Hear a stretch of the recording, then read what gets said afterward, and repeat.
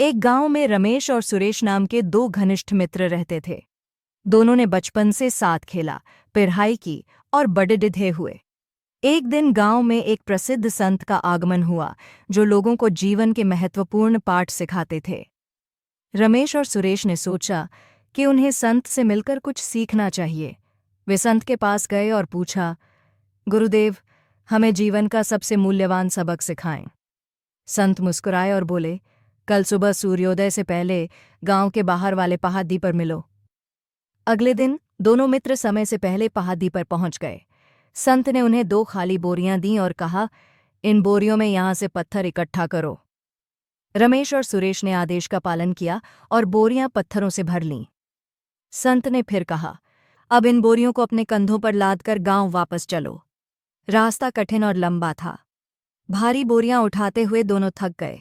गांव पहुंचने पर संत ने कहा, अब इन बोरियों को खोलो। जब उन्होंने बोरियां खोलीं तो देखा कि सभी पत्थर सोने में बदल गए हैं। दोनों आश्चर्यचकित हो गए। संत मुस्कुराते हुए बोले, जीवन में कठिनाइयां और चुनौतियां इन पत्थरों की तरह हैं।